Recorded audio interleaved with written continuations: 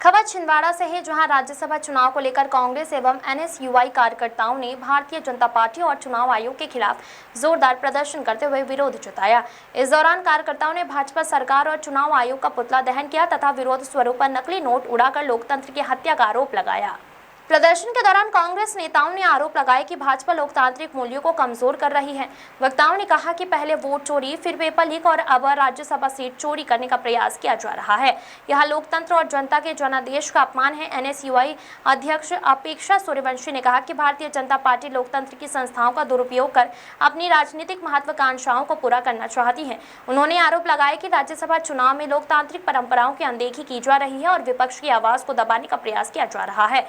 अपेक्षा सूर्यवंशी ने कहा कि भाजपा महिलाओं के सम्मान और सशक्तिकरण की बड़ी बड़ी बातें करती है, लेकिन जब किसी महिला नेतृत्व को अवसर देने की बात आती है तो उसका वास्तविक चेहरा सामने आ जाता है। उन्होंने मीनाक्षी नटराजन के मुद्दे का उल्लेख करते हुए कहा कि कांग्रेस लोकतंत्र, संविधान और महिलाओं के सम्मान की लड़ाई लगातार लड़ती रहेगी।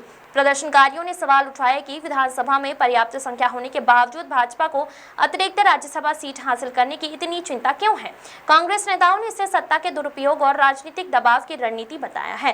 विरोध प्रदर्शन के दौरान कार्यकर्ताओं ने हाथों में तख्तियां लेकर नारेबाजी की और नकली नोट हवा में उड़ाकर भाजपा सरकार के खिलाफ अपना आक्रोश व्यक्त किया। नेताओं ने कहा कि लोकतंत्र और संविधान की रक्षा के लिए कांग्रेस का संघर्ष आगे भी जारी रहेगा। प्रदर्शन के अंत में कार्यकर्ताओं ने चुनाव आयोग से निष्पक्षता बनाए रखने तथा लोकतांत्रिक मूल्यों की रक्षा करने की मांग की।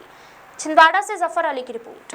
प्रदर्शन करने के लिए आए हैं, क्या प्रदर्शन था, किसका पुतला जलाया गया? भारतीय जनता पार्टी की सरकार पहले वोट चोरी करती थी, फिर पेपर चोरी करती थी, फिर नौकरियां चोरी करती थी और अब सीट चोरी करने पे उतर आई है। जिस तरीके से लोकतंत्र की हत्या करते हुए मीनाक्षी नटराजन का फॉर्म रद्द किया गया, यह दर्शाता है कि भारतीय जनता पार्टी किस तरीके से राज्यसभा में अपना मत हासिल करना चाहती है।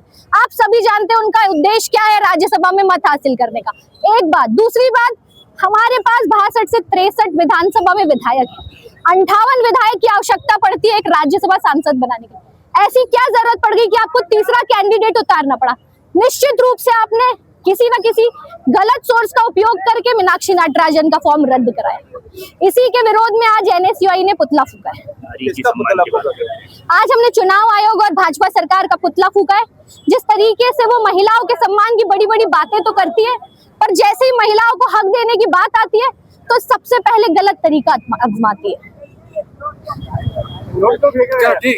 जिस तरीके से भारतीय जनता पार्टी सब कुछ खरीदना चाहती है, चाहे विधायक हो, चाहे ईवीएम हो, चाहे वोट हो, चाहे पेपर हो, चाहे ये नौकरियां है, हमने वही विरोध प्रदर्शित किया। ये नोट हवा में उड़ा के कि आप खरीदना चाहते हैं, पर इस देश का युवा बिका हुआ नहीं है।